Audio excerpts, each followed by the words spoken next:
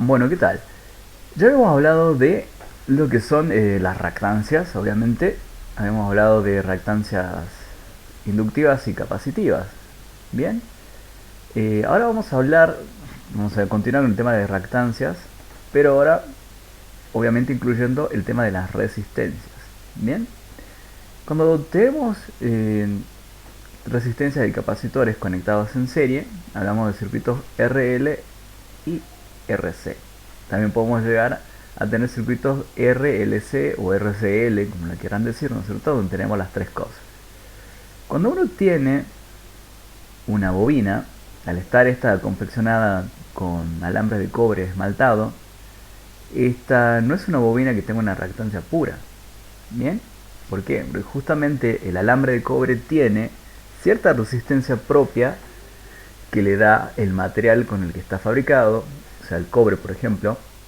Bien, eh, ahí hablamos, ¿no es cierto?, del coeficiente de resistividad, perdón, el coeficiente de resistividad.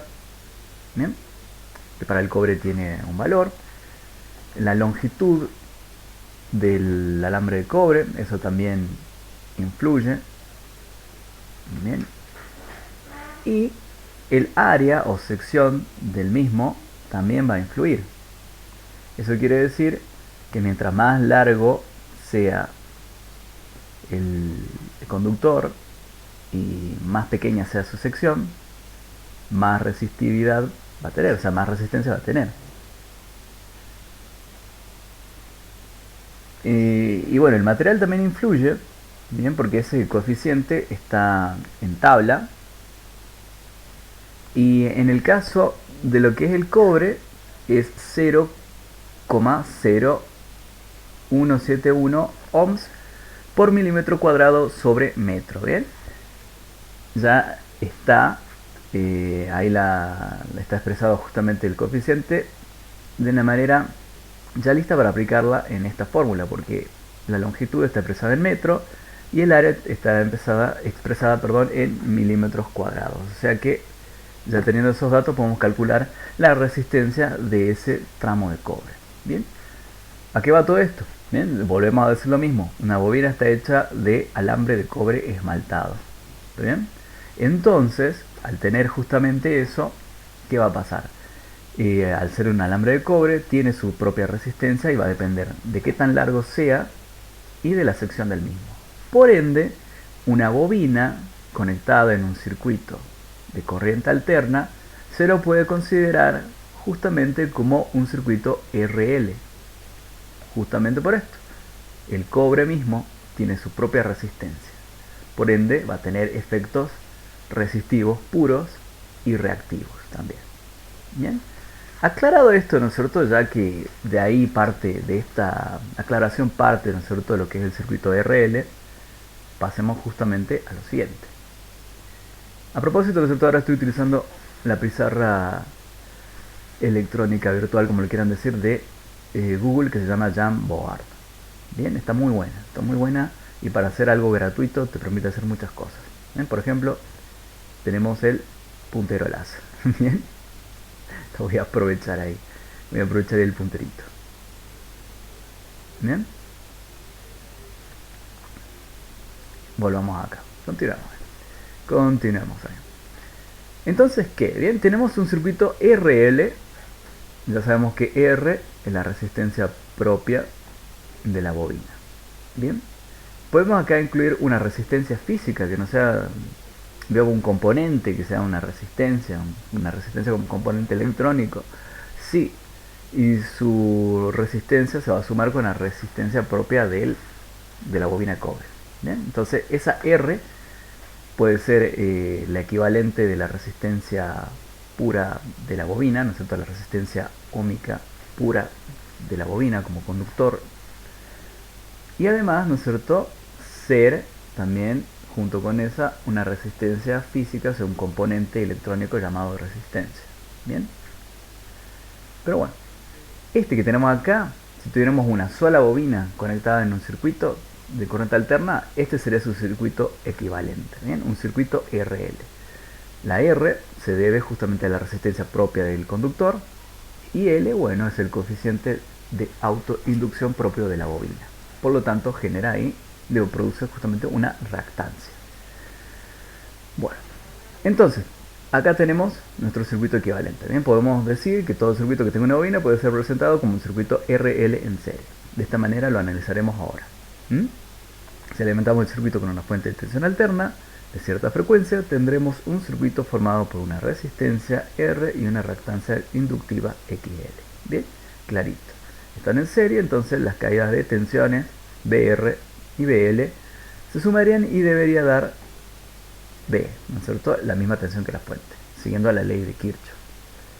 Y la corriente eléctrica, bueno, se va a deber justamente a la sumatoria de esa resistencia y esa reactancia. Con respecto a eso, bien, comportamiento. Recordar, de ahora en adelante, ¿no es cierto? Ya lo voy a cambiar a eso. Aunque lo puedo cambiar ahora, lo puedo corregir ahora, no se preocupe. Esto es cuestión de... no se el cambio ahora. ¿Ven? Bueno, recordar, de ahora en adelante hablaremos de impedancia Z para referirnos al resultado de sumar reactancias, que lo representamos con X, con resistencias puras representadas con la letra R. Fíjense que ahora tenemos tres conceptos que se miden en la misma unidad: impedancia, reactancia y resistencia. Las tres se miden en ohms. Es la misma unidad, el ohm. Y bueno, ¿qué significa todo eso? Bien, ahora para saber la impedancia total del circuito va a haber que sumarla a la resistencia y a la reactancia. Pero ¿cómo se hace eso? Bien, veamos, como vemos acá en el esquema eléctrico, podemos medir o calcular la intensidad de corriente eléctrica eficaz aplicando la ley de Ohm, pero debemos conocer el valor de la impedancia total Z para poder aplicarla. Bien, como les decía, el valor de la corriente que circula en el circuito va a depender de la sumatoria de estos dos, de R y XL. ¿Cómo se suman ahora? Ahora hay que recordar justamente el efecto que produce la reactancia en la corriente eléctrica. Acuérdense que la desfasa retrasándola a la corriente. Representamos la resistencia, la reactancia y la impedancia como un triángulo. Bien, un triángulo rectángulo. Bien, como hemos visto antes, la reactancia de la bobina desfasa la corriente, bien, la traza 90 grados. Por ende, consideramos también que la reactancia XL está desfasada 90 grados con respecto a la resistencia R. Y de esa manera forman un triángulo rectángulo. Vemos que Z es la hipotenusa del triángulo. Es por eso que se puede aplicar el teorema de Pitágoras. También podremos obtener la tangente del ángulo phi y mediante la calculadora obtener el ángulo con la función arcotangente, que es la inversa de la tangente. Bien, repasemos. Tenemos un triángulo rectángulo. Este es el cateto adyacente, este es el cateto opuesto y este es la hipotenusa. ¿Cómo lo llamamos acá? R, XL y Z. Bien, simplemente han cambiado de nombres, pero sigue siendo lo mismo, que expresa el teorema de Pitágoras.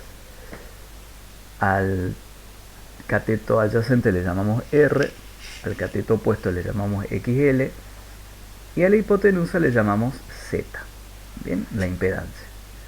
De esta manera podemos calcular, bien, porque nosotros conocemos R y conocemos XL. Si utilizamos una escala adecuada, bien, supongamos que 5 centímetros representen 5 ohms, bien, y que 3 centímetros representan obviamente 3 ohms, bien, entonces escala, ¿cierto? 1 ohm, 1 centímetro, 1 ohm, 1 centímetro. Fíjense que si lo hacemos bien a escala y nosotros dibujamos R y dibujamos XL, obtenemos la hipotenusa, bien, simplemente trazando de aquí hasta acá. Ese sería un método gráfico de obtenerlo. Bien, el método analítico sería aplicar la fórmula que nos dice Pitágoras. La hipotenusa es igual a la raíz cuadrada de la suma de los cuadrados de los catetos. Bien, es lo mismo que decir el cuadrado de la hipotenusa es igual a la suma de los cuadrados de sus catetos, y que luego pasemos, ¿no es cierto?, la raíz, el cuadrado este como una raíz cuadrada. Hacemos eso y también obtenemos el valor de Z. todo esto expresado en ohms, ya saben, todo estas tres magnitudes se miden en la misma unidad, el ohm. ¿Cómo sacamos la tangente del ángulo? Bien, ya saben que de acá se forma un ángulo y la tangente de ese ángulo se calcula dividiendo la reactancia inductiva sobre R, XL sobre R. Ahí sacamos el valor de la tangente. El valor de la tangente es un valor numérico que no tiene unidad. Bien, como todo digamos, estas funciones trigonométricas nos dan valores que no tienen unidades. Bien, son adimensionales. Utilizando la calculadora, sabiendo que la tangente tiene un valor, vamos a buscar ahí la calculadora. Está en pantalla completa, así que no va a salir. Ahora sí. Bien. Démosles un valor, eso que yo les di, qué sé yo, 3 ohms que valga la reactancia y 5 ohms que valga la resistencia. Bien.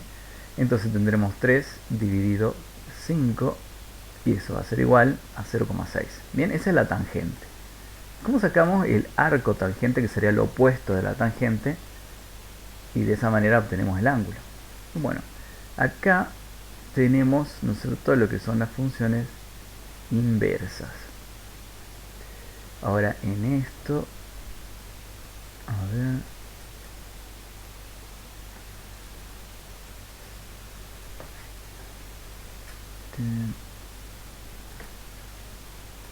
esto es para convertir los ángulos. Bueno, en realidad creo que acá en esta calculadora tenemos que poner tangente a la menos 1. Bueno, así la expresa acá. Ahí. Bueno, me da 30,96. Bien, esos serían grados. A ver, para estar seguro, hagamos una tangente ahí. Bueno, sí, me da 0,6. Bueno, de esa manera obtenemos la inversa de lo que es la tangente, o sea, el arco tangente, lo que significa que estamos sacando el ángulo. Bueno, el ángulo sí se expresaría en grados. ¿Bien? Estoy haciendo ahora con otra calculadora para corroborar que sea así, esta forma. Sí, bueno, es la misma forma. Bien, el arco tangente se le expresa en esta calculadora como tangente a la menos 1, lo que quiere decir que es la inversa de la tangente. En vez de sacar una tangente, estamos sacando un ángulo. Y de esa manera conocemos justamente que el ángulo es de 30,96 grados. Bien, ese sería el ángulo. Bueno, entonces continuemos ahora. Vamos acá a la pantalla completa.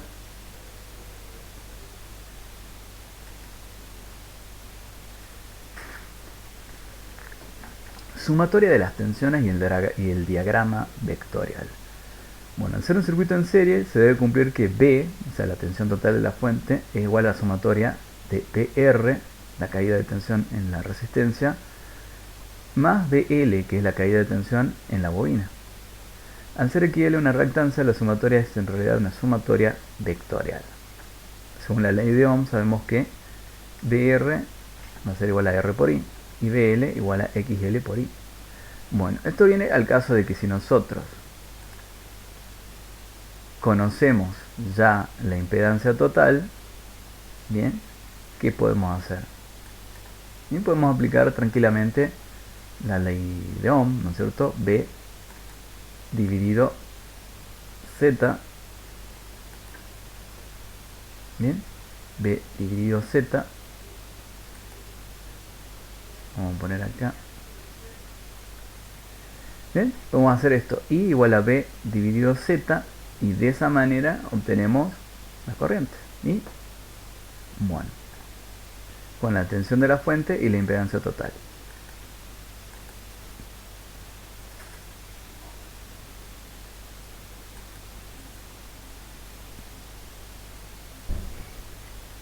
Y de esa manera podemos llegar a calcular la caída de tensión en cada uno de estos elementos.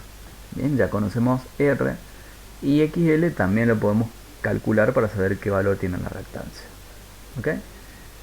Entonces podemos averiguar qué tensión tiene cada uno de estos elementos, aplicando también la ley de Ohm, ya conociendo lo que es la corriente eléctrica. Bueno, ¿cómo es el diagrama? La intensidad y la corriente, que nosotros ya conoceríamos, la representamos acá en el eje horizontal, junto con la tensión en R. BL la representamos a 90 grados, ¿bien? Porque está desfasada. Bien, la tensión en la bobina está desfasada con respecto a su corriente. Bien, en 90 grados. Siendo B el resultado de la suma vectorial que habíamos mencionado. ¿Ven? B es la tensión de la fuente. La sumatoria de BL y BR nos tiene que dar la tensión de la fuente. Y eso se cumple, ¿bien? Y fíjense que el ángulo, obviamente el ángulo de desfasaje, es el mismo ángulo de 30 grados, 30,96 grados que ya habíamos calculado, bueno, suponiendo que estamos trabajando con los mismos valores que les dije, que son la reactancia igual a 3 y la resistencia igual a 5.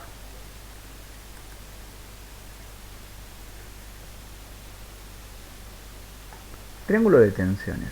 De la misma manera que hicimos el triángulo de las impedancias, podemos hacer el triángulo de las tensiones y aplicamos el mismo concepto del teorema de Pitágoras. Ahora el cateto adyacente es BR, el cateto opuesto es BL y B es la hipotenusa. ¿Sí? Y se opera de la misma manera. La tensión total de la fuente es la sumatoria de los cuadrados, bien, al cual le sacamos una raíz cuadrada. ¿Bien? La tensión total igual a la raíz cuadrada de la sumatoria de los cuadrados de las caídas de tensiones de cada uno de estos componentes. ¿Bien?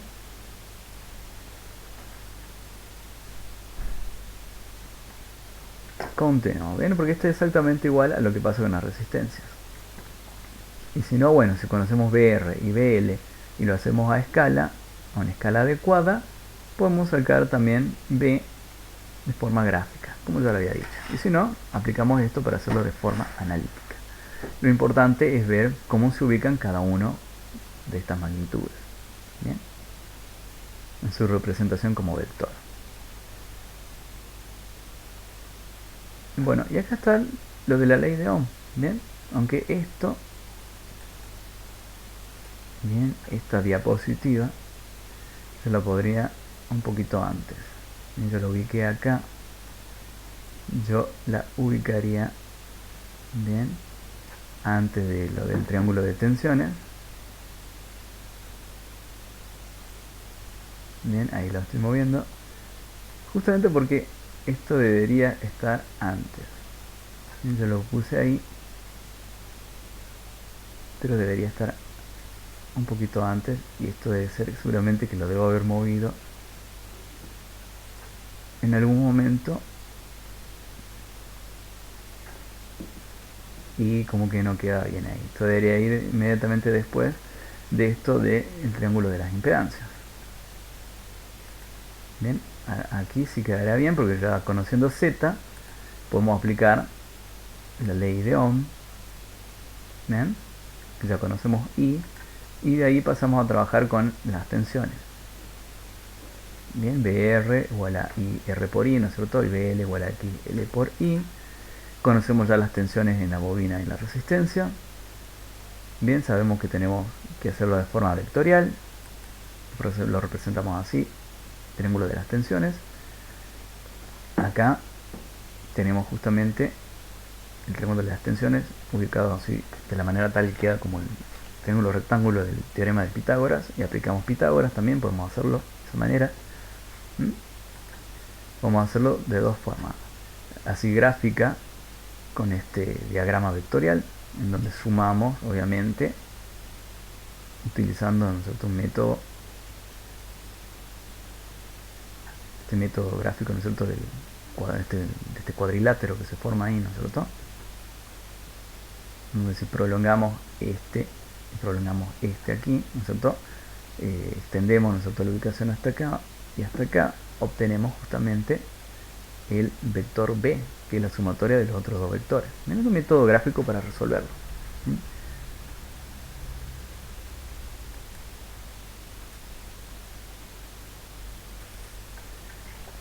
O si no, tenemos esta otra que también es exactamente lo mismo. Ubicamos el vector BR aquí, el vector BL aquí, y el resultado es B.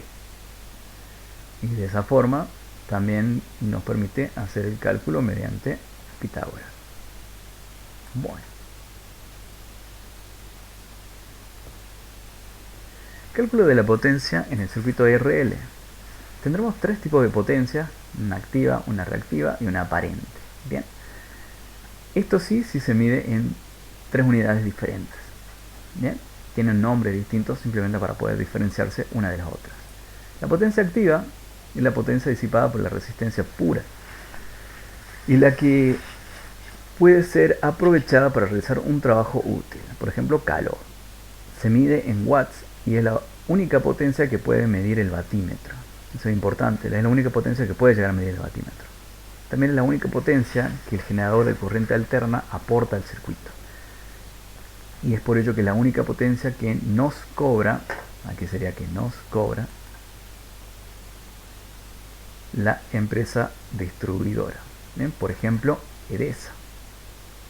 Edesa nos cobra por la potencia activa que nos está vendiendo, que nosotros consumimos de su red de distribución.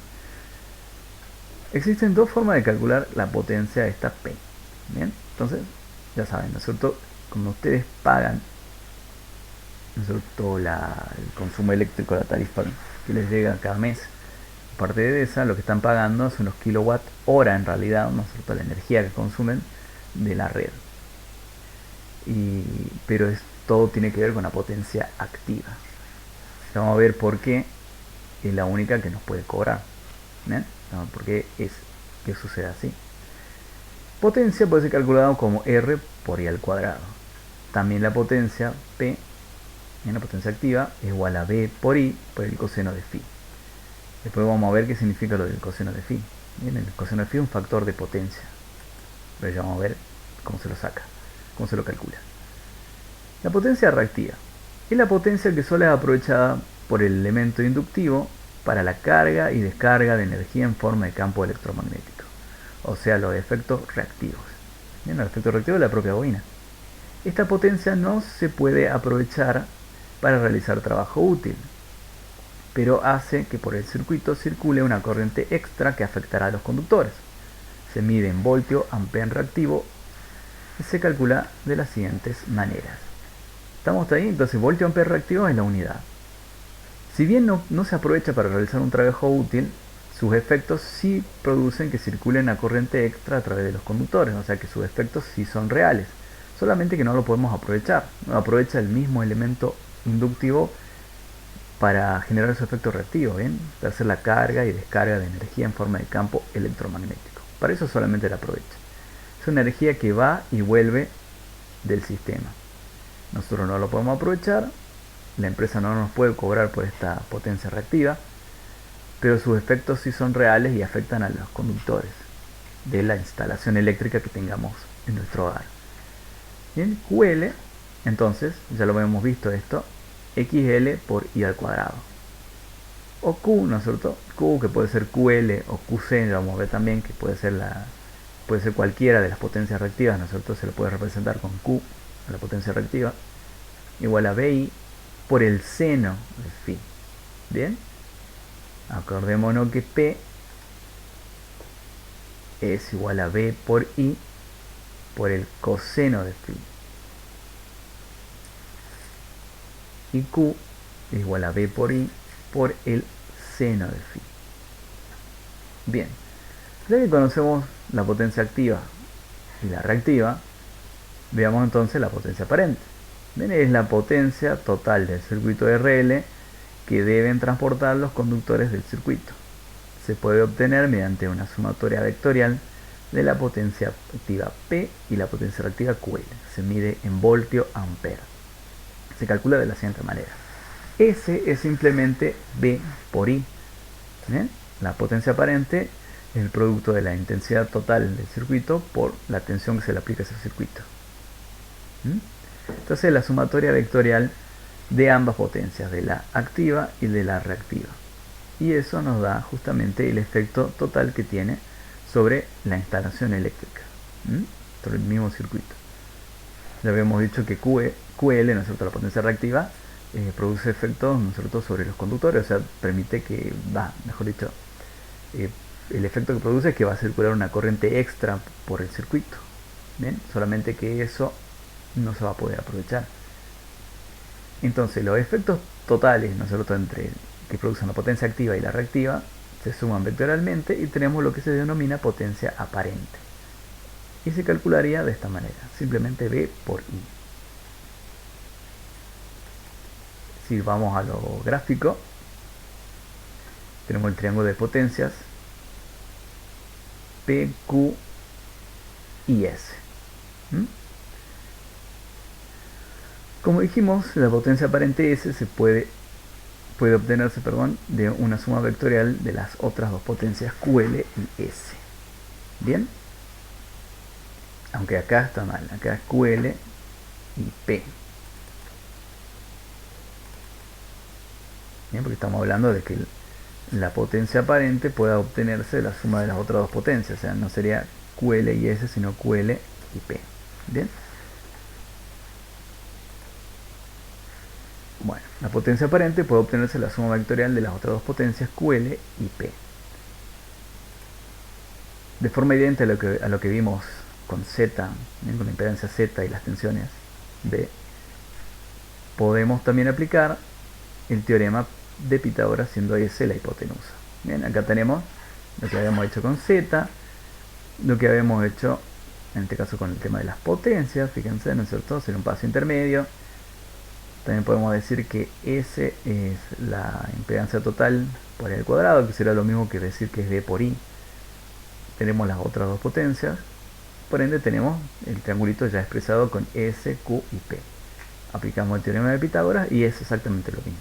S va a ser igual a la raíz cuadrada de la suma de los cuadrados de las potencias activa y reactiva. Bien, vamos a enderezar un poquito este gráfico.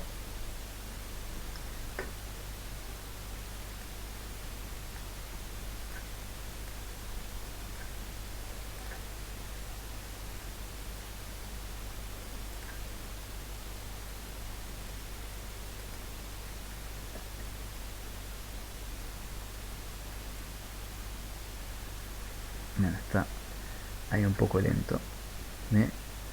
Ya lo había movido demasiado ahí. No importa, ya lo volvemos a colocar ahí. Bueno, todos los gráficos que ustedes ven aquí están tomados de un libro. Bien, por eso es que hay algunas cosas que se las ven así un poquitito torcidas. El libro es el libro de electrotécnica de Pablo Alcalde San Miguel, un libro muy bueno, donde está expresado muy bien, bastante entendible todos estos conceptos, pero ¿bien?, la idea aquí era justamente hacer un resumen de todo aquello que se expresa. Bien, yo lo voy a acomodar bien esto ya. Un resumen de todo aquello que nos muestra el libro, bien simplificando un poco más de lo que ya está en el libro, porque está bastante simple la forma de explicar. Bien, entonces ya tenemos nuestro triángulo de las potencias. Ya hemos calculado los valores de la potencia aparente, la reactiva y la potencia activa. ¿Qué es lo que sigue ahora? ¿Ven? El factor de potencia. ¿Qué es el factor de potencia? Viene ese coseno de phi. El factor de potencia, o coseno de phi, es un número adimensional, o sea, no tiene unidad. Se obtiene, ¿no es cierto?, del cociente entre la potencia activa y la potencia aparente.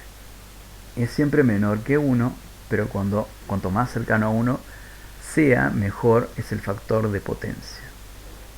Y por ende, más potencia activa se está aprovechando. ¿Bien? ¿Se entiende eso, no es cierto? Supongamos,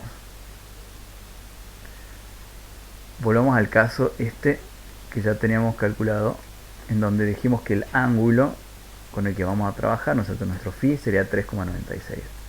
Saquemos el coseno, ¿no? Porque nosotros no conocemos las otras dos, porque no le dimos valores a la tensión ni nada, no hemos puesto a calcular eso. Pero supongamos que hacemos el coseno de esto y tenemos que 0,85. Bueno, un factor bastante bueno. Mientras más cercano a 1 sea, mejor es el factor de potencia. Porque, ¿qué dijimos? Que la potencia aparente es V por I. Bien, bueno, entonces hagamos, ¿no es cierto? Supongo que tenemos 220 por una corriente de 10 amperes. ¿Ok?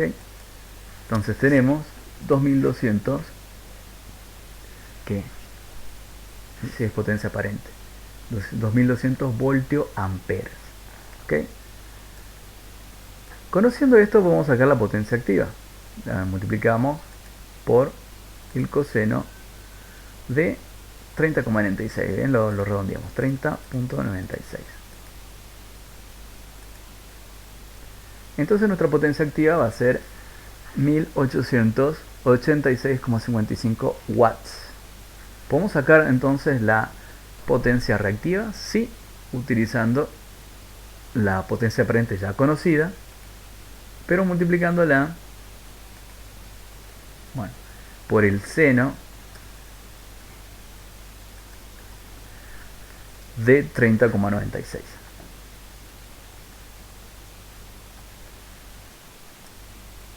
Y bueno, nuestra potencia reactiva es 1131,76 voltio ampere reactivo. Bien, las tres potencias las podemos calcular conociendo la tensión total del circuito, la intensidad total del circuito y conociendo el ángulo. Así que siempre que nosotros resolvamos un problema, conocer ese ángulo phi, si es que no nos dan, va a ser algo fundamental para poder trabajar con las otras cosas. Bien, hay muchos tipos de problemas, ¿no es cierto? Formas de resolver, formas de expresar el problema, formas de pedirnos algo, y conociendo justamente la fórmula es que lo vamos a poder resolver. Bien, los problemas son muy variados, lo que se les puede presentar ahí resolviendo este tipo de trabajos. Pero lo fundamental de todo esto, y ahora después que veamos lo que son los circuitos RC, lo fundamental de todo esto es que este coseno de phi es lo que más nos importa a la hora de trabajar con, ¿no es cierto?, lo que es corriente alterna. Podemos decirlo, el factor de potencia o coseno de phi es un número adimensional, no tiene unidad. Se obtiene del cociente entre la potencia activa y la potencia aparente. Es siempre menor que 1, pero cuanto más cercano a 1 sea, bien, acá iría una coma, bien, mejor es el factor de potencia y por ende más potencia activa se está aprovechando. Si tenemos un coseno de phi muy bajo, bien, supongamos acá, bien, el coseno de phi, hay mucho que era 0,85, bien. Bueno, ese es el que nosotros tenemos, que sale del coseno de 30,96. Ahora, ¿qué pasa si el coseno es más bajo de eso? ¿Qué pasa si en realidad es 0,5, un coseno muy pobre? La potencia activa es 1100, ¿ven? 1100 watts. Y nuestra potencia reactiva, bueno, ven, si el coseno es 0,5, ¿no es cierto? Veamos cuánto será el seno. Bueno, hay que sacar de nuevo este tema de... Habíamos dicho que bueno, tenemos el coseno que es 0,5. Ahí está. Saquemos el ángulo de eso. El ángulo también lo podemos sacar con el arco coseno. Eso puede ser también un problema, ¿bien? Nosotros nos dan el coseno de phi y tenemos que averiguar el ángulo. Bueno, eso es muy fácil con la calculadora. Simplemente tenemos que colocar la inversa del coseno y de esa manera sacamos el ángulo del cual viene. 60, bueno, el ángulo es 60. Bien, ahí tendríamos, ¿no es cierto?, el coseno de phi, 0,5, sería coseno de 60 grados. Bien, 1100. Bueno, ¿cuál sería nuestra potencia reactiva? Bien, ya sabemos que la aparente siempre va a ser 2200. Si el coseno de phi es muy bajo, o sea, es de 0,5, lo que equivale a ser el coseno de 60, saquemos entonces ahora la potencia reactiva, que tendría que ser el seno de 60 grados acá. Y bueno, la potencia reactiva es igual a 952 voltio-ampere reactivo. Bueno, el problema con esto es que justamente comparado con lo que habíamos hecho anteriormente,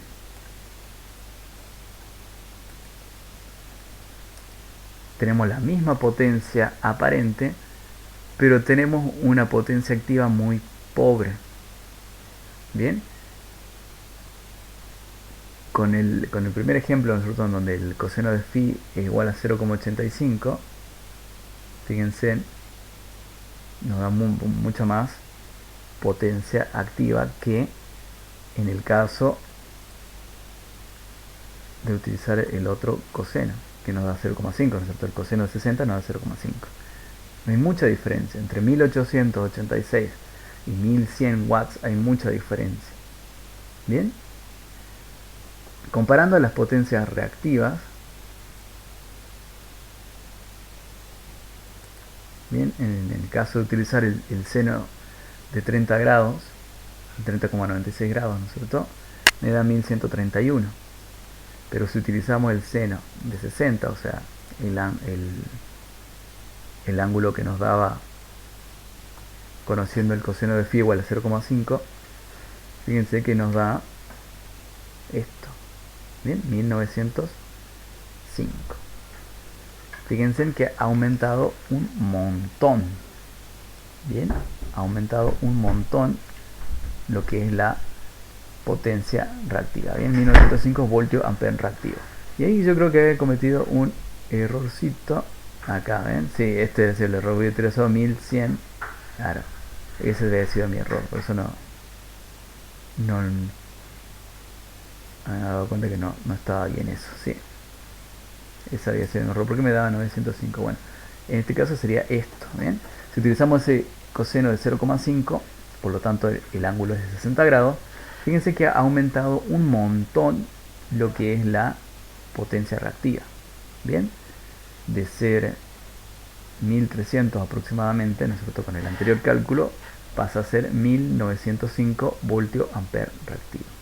Bien, entonces recapitulando, ya conocemos los ángulos, ¿no es cierto? Si nosotros tenemos un coseno de phi igual a 0,85, ¿no es cierto?, que equivale a ser el ángulo de 30,96 grados, tenemos una potencia aparente de 2200 voltio ampere.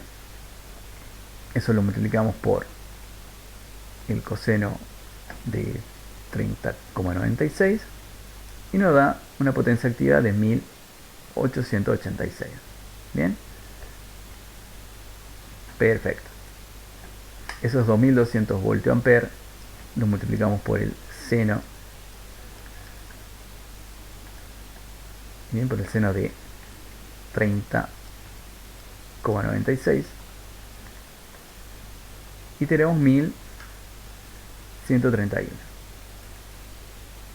Bien, eso sería 1131 la potencia reactiva.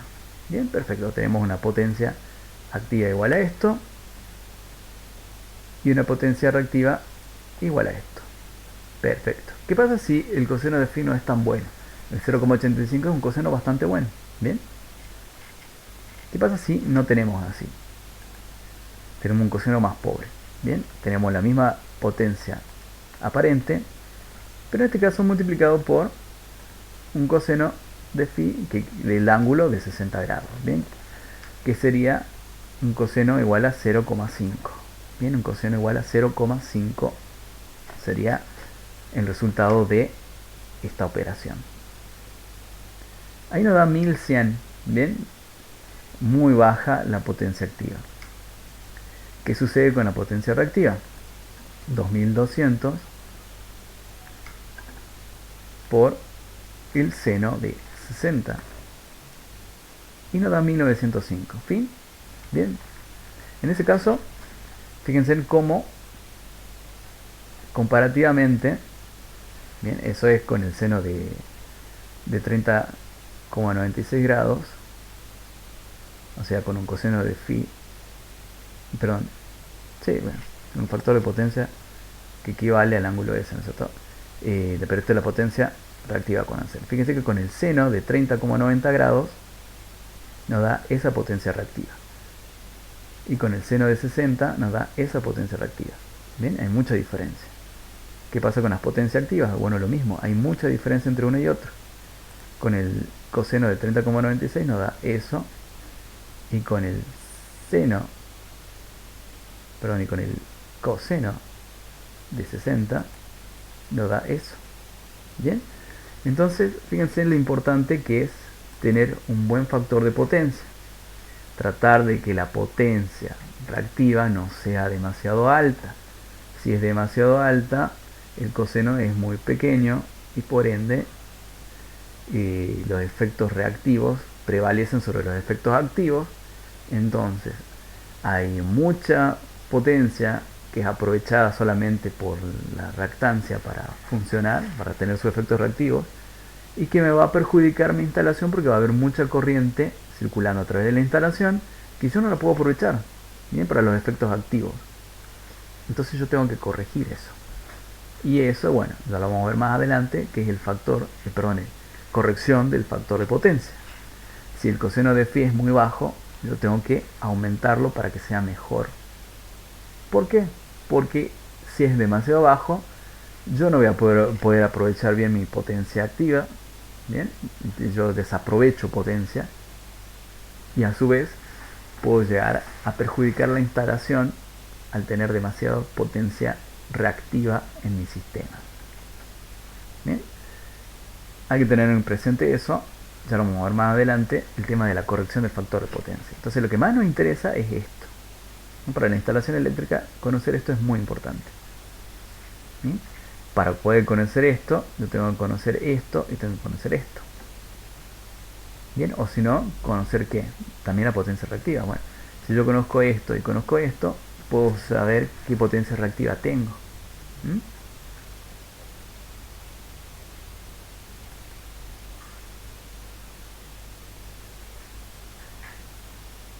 Circuitos con resistencias y capacitores conectados en serie. Bueno, acá tenemos, ya sabiendo lo anterior, esto va a ser sencillo porque se aplican las cosas de forma análoga. O sea, las fórmulas van a ser muy similares. El teorema de Pitágoras también va a ser igual, solamente que aplicado de otra manera a este circuito RC. Muy importante analizar el comportamiento de estos circuitos, ya que hemos visto y analizado los circuitos RL, nos resultará sencillo de entenderlo. Bien, si alimentamos el circuito con una fuente de tensión alterna de cierta frecuencia, tendremos un circuito formado por una resistencia R y una reactancia capacitiva XC. ¿Ok? Bien, acá de nuevo tenemos el mismo caso de la bobina. Tenemos un circuito equivalente R y XC.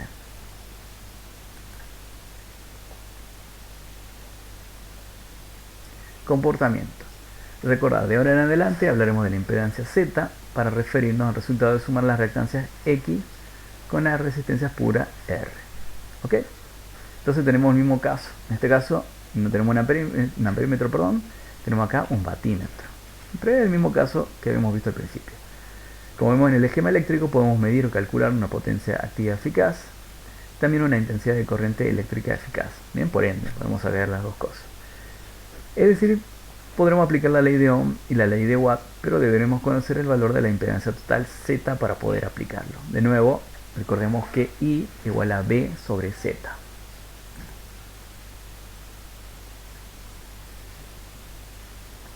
Impedancia total. Como hemos visto antes, la reactancia del capacitor desfasa la corriente, bien, la adelanta 90 grados. Por ende, consideramos también la reactancia XC está desfasada a 90 grados con respecto a la resistencia. De esta manera, forman un triángulo rectángulo. Ahora fíjense que el triángulo se expresa de otra manera. ¿Bien? Ahora R está en el eje horizontal, XC en el eje vertical, pero hacia abajo. XL está hacia arriba. ¿Mm? Pero se trabaja de la misma manera. Z, bien, igual a raíz cuadrada de R más XC al cuadrado. ¿Bien? La impedancia total es la raíz cuadrada de la suma de los cuadrados de las resistencias y la impedancia, perdón, y la reactancia. Teorema de Pitágoras. La tangente también la podemos calcular como el cociente entre x y r. ¿Bien? La única diferencia es que ahora el dibujo es de esta forma. Z es la hipotenusa del triángulo y por eso se puede aplicar el teorema de Pitágoras. También podemos obtener la tangente del ángulo phi mediante la calculadora, obtener el valor del ángulo con el arco tangente. ¿Ok? De la misma manera que habíamos explicado con XL, con RL, perdón, con el circuito de RL, también podemos hacer lo mismo acá. La tangente va a ser XC dividido R. Este valor dividido este. Supongamos que R sigue siendo 5 ohms y que XC también va a ser 3 ohms como hace un rato y vamos a tener los mismos ángulos que del cuales ya hemos estado hablando. Teorema de Pitágoras de nuevo. La hipotenusa igual a la raíz cuadrada de la suma de los cuadrados de los catetos. La impedancia es la raíz cuadrada de R cuadrado más XC al cuadrado.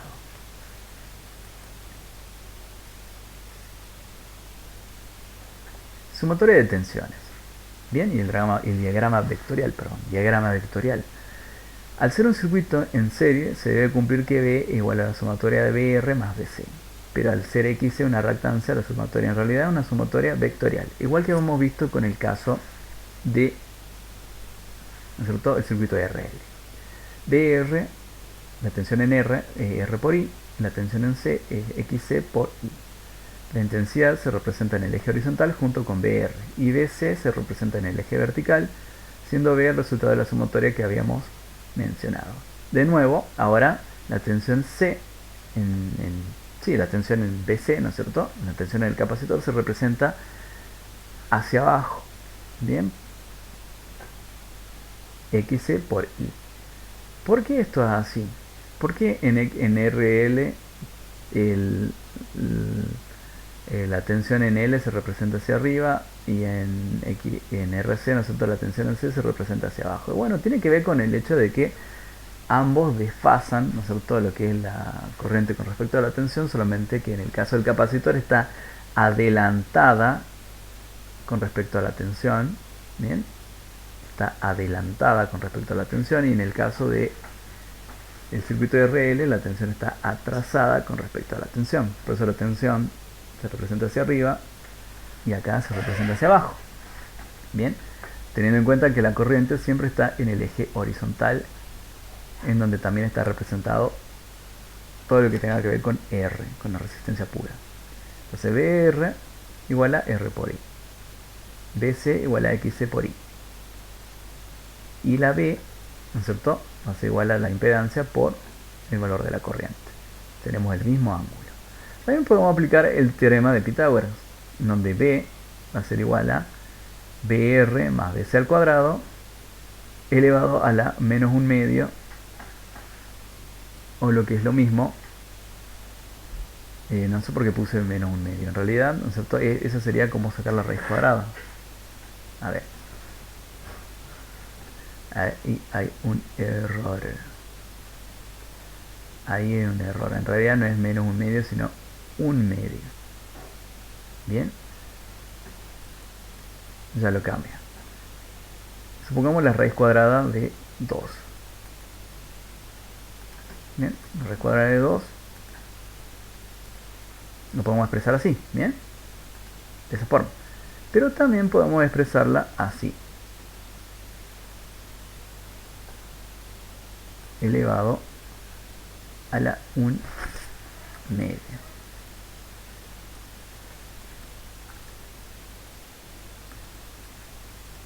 Y también nos da lo mismo, ¿bien? Pero es positivo, ¿no? Yo lo puse acá negativo, se me debe haber ido ese signo menos, perdón. porque acá es positivo. Inclusive lo podemos poner ahí entre paréntesis. Bien. Es otra forma de expresar la raíz cuadrada. ¿Por qué lo puse así? Simplemente porque acá no puedo poner las fórmulas usando la raíz cuadrada, pero no aparece la raíz cuadrada. Bien, hay otras pizarras que sí me permiten poner fórmulas. Puedo utilizar el símbolo de la raíz cuadrada sin ningún problema. Pero esto, expresado así, ¿no es cierto?, significa que la tensión total del circuito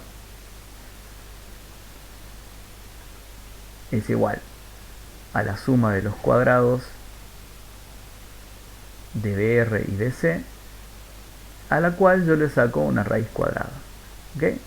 De hecho, de otra manera, B igual a la raíz cuadrada de la suma de BR al cuadrado más DC al cuadrado. Otra forma de expresar la raíz cuadrada es haciéndolo de esta manera. Un número elevado a la menos, perdón, a la 1 medio. No a la menos 1 medio, a la 1 medio. O elevado a 0,5, que va a ser lo mismo. Es sencillo hacerlo con la calculadora y eso, ¿no es cierto?, esta expresión que está acá significa que le estamos sacando la raíz cuadrada al número este.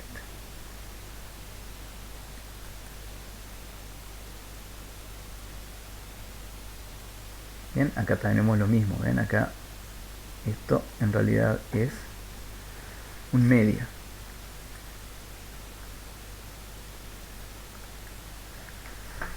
Ahí está. Bien, para que quede claro. Supongamos que la tensión es de 5 voltios, ¿no? Tensión en R. 5 al cuadrado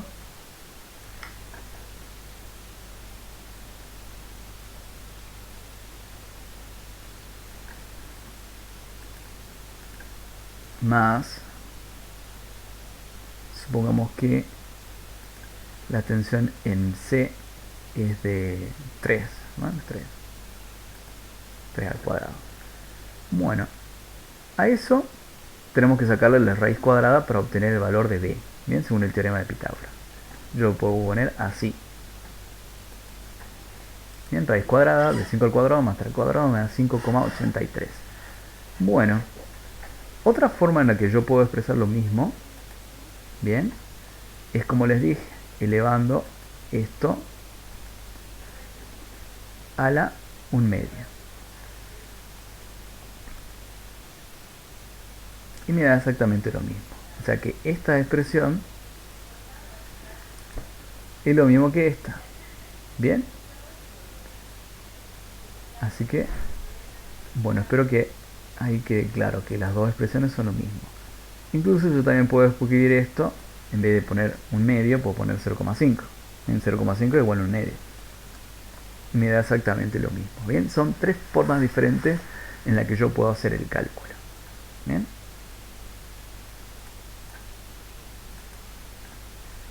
Bueno.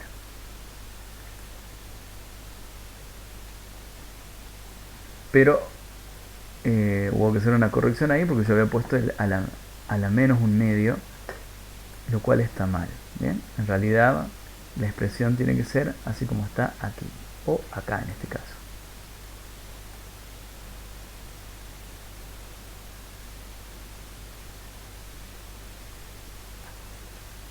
Lo vamos a agrandar esto un poquito. Bien. Y aquí Pitágoras. Bien, vamos a poner acá con mayúscula como corresponde. Bien, entonces cálculo de las potencias en circuitos RC. Tendremos 3 tipos de potencia que ya habíamos mencionado: potencia activa, una reactiva y una aparente. Ya sabemos que la activa se mide en watts, la reactiva se mide en voltio ampere reactivo y la aparente en voltio ampere. Ya hemos explicado antes qué son cada una. Bueno, y acotamos que QC es una potencia reactiva que no puede ser utilizada para realizar un trabajo útil y es solo aprovechada por el capacitor en su proceso de carga y descarga de energía en forma de campo electrostático. Y al igual que en el caso de la potencia reactiva de la bobina, también produce efectos sobre los conductores, ¿no es cierto?, en el transporte de una corriente eléctrica que no se aprovecha para nada, simplemente para mantener el efecto reactivo del capacitor.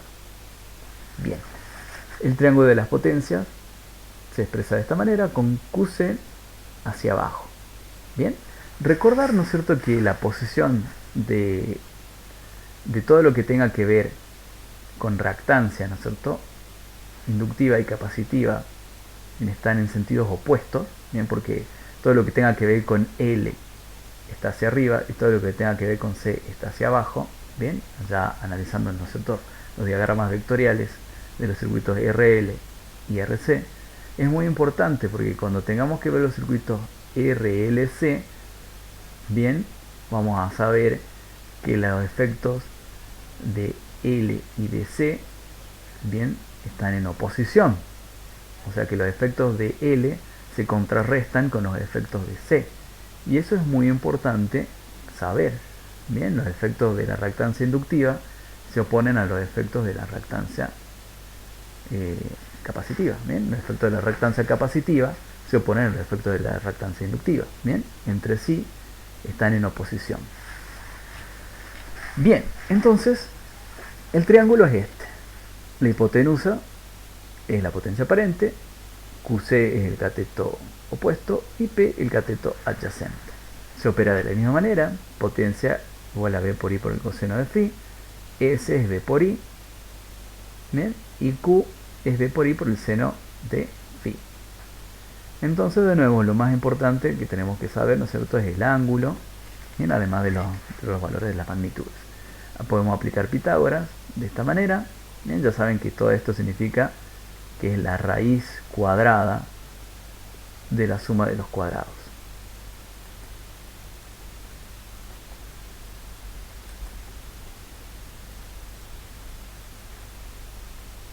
Y bueno, terminemos acá. Bien, la parte de RC, ¿no es cierto?, parece más resumida obviamente que la parte de RL, porque ya, ¿no es cierto?, conocemos ciertos conceptos del circuito de RL que se pueden aplicar acá, ¿no es cierto?, los cálculos, el cálculo. Ya no hay que explicar, ¿no es cierto?, qué es potencia activa y reactiva, porque ya sabemos qué es. Bien, tampoco ya sabemos qué es lo que la potencia aparente, no hace falta volver a repetir lo mismo. En sí, ¿no es cierto?, ¿qué es lo importante acá? Conocer, ¿no es cierto?, el factor de potencia. Ya lo hemos explicado lo que es el factor de potencia, por eso no lo volví a incluir. Bien, cómo sería el cálculo del factor de potencia acá. Y bueno, el cálculo del factor de potencia sería lo mismo, P dividido S, exactamente como en el caso de lo que es el circuito RL. ¿Bien? Por eso que no lo vuelvo a incluir acá en la diapositiva número 19. ¿Bien? Porque es exactamente lo mismo.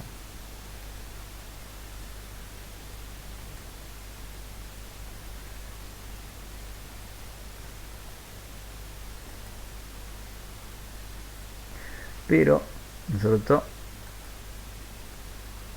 vamos a ver que en la práctica, o sea, en la realidad, ¿qué es lo que más tenemos siempre? Y bueno, en nuestras casas, lo que más tenemos siempre son circuitos del tipo de RL. ¿Por qué? Porque hay muchas bobinas en nuestras casas, ¿bien?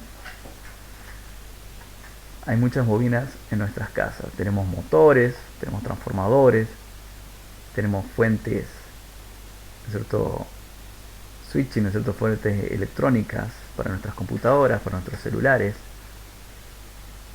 para nuestros televisores. Y bueno, todas esas fuentes, todos esos transformadores, motores, ya sea de heladera, de bombas de agua, todos tienen bobinas. Por lo tanto, tendremos ahí circuitos del tipo RL.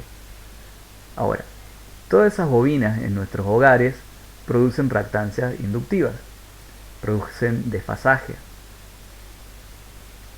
Al producir desfasaje, quiere decir que tendremos potencias activas y reactivas. Y por ende también una potencia aparente. Bien. Y no sé qué hice con la diapositiva. No era esa la idea era poner la de factor de potencia. No sé, agarré cualquier cosa. Bueno, pero bueno, continúo entonces. Al tener, ¿no es cierto?, potencias reactivas, ¿qué es lo que va a pasar ahí? Vamos a tener potencias aparentes y bueno, mientras más grande sea el valor de la potencia reactiva, peor va a ser el coseno de phi que tengamos en nuestro hogar. O sea, la potencia activa que vamos a poder aprovechar va a ser muy baja. Eso nos va a traer problemas con nuestra instalación eléctrica porque va a pasar mucha más corriente de la que realmente nosotros estamos aprovechando para hacer un efecto útil. E incluso, ¿no es cierto?, puede darse el caso de que la empresa nos penalice justamente por tener valores de potencia reactiva demasiado altos. ¿Bien? Y bueno, ya saben que siempre cuando nos toca en el bolsillo es mucho peor para nosotros. ¿Bien? Lo que quería hacer era mover esta diapositiva hacia el final. No sé por qué se agarró la otra. Bien, para dejar esto ya listo, para que quede ya la diapositiva lista para que ustedes la puedan observar. Bien, porque esto queda en internet, se lo puede descargar inclusive como PDF. Es bastante interesante, ¿no es cierto?, el método de trabajo que he estado utilizando ahora Google para, bueno, ayudarnos también un poco a los docentes para poder dar clases.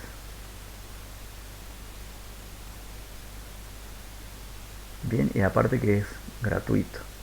Hay otras pizarras que, bueno, tienen mejores características. Por ejemplo, la pizarra en la que yo puedo escribir las fórmulas sin tener que estar apelando, ¿no es cierto?, a algo equivalente, ¿no es cierto?, como el caso de la raíz cuadrada. Bien, yo puedo escribir directamente encima de la raíz cuadrada y puedo escribir muchas otras cosas más en otras pizarras, por ejemplo la de hidro. Pero bueno, hay que aprovechar lo que es gratuito. Por ejemplo, en la de hidro yo no puedo poner imágenes. Y acá para mí es muy importante poder poner imágenes. ¿Sí? Pero bueno, es una cuestión de practicidad. Bien, volviendo al tema del coseno de phi. Acá lo tenemos de nuevo. ¿Ven? Yo lo quería poner de nuestra diapositiva acá para volver a terminar con lo del coseno de phi. ¿Es muy importante? Sí. ¿Le interesa a la empresa EDESA? Sí. ¿Le interesa para un hogar? Más o menos. Puede ser que si no he visto tanto que sean muy tajantes con lo que es el tema de los hogares. Pero sí, si el coseno de phi es muy bajo, que el que tenemos en nuestro hogar, y bien, puede ser que nos penalice la empresa. ¿En dónde se ve más estos casos? En las empresas. Bien, en las empresas que tienen un gran consumo energético. Si su coseno de phi es muy bajo, bien, le van a pedir obviamente que corrijan ese factor de potencia porque, ¿no es cierto?, es perjudicial, ¿no es cierto?, los efectos reactivos son perjudiciales para la instalación si son demasiado altos.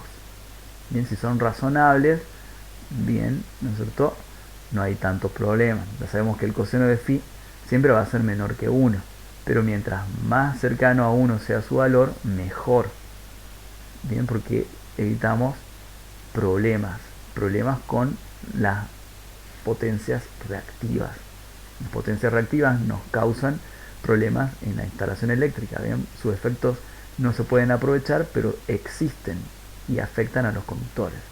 Es una corriente, producen una corriente extra que circula a través de la instalación. Por ende, si esa corriente extra es muy grande, demasiado grande, y no la podemos aprovechar, bueno, es peor para nosotros, nos está perjudicando, no nos beneficia en nada. Por otro lado, es inevitable que existan, porque si seguimos utilizando bobinas y capacitores para nuestros circuitos, vamos a tener potencias reactivas. Por otro lado, mediante capacitores se puede corregir el factor de potencia, ¿bien?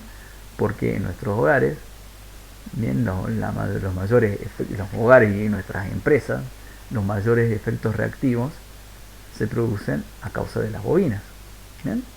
Porque hay mucha cantidad de motores, transformadores y fuentes que utilizan bobinas. Por lo tanto, mediante capacitores se puede corregir ese factor de potencia. Entonces, temas siguientes van a ser los circuitos RLC, ¿bien? Y el corrector y la corrección, ¿bien? La corrección del factor de potencia mediante capacitores. Bien, espero que les haya gustado esta clase, ¿sí? un poco extensa, ¿no es cierto?, con respecto a lo que es circuitos RL y RC, ¿bien? Analizándolos a ambos por separado. Así que muchísimas gracias. Hasta luego.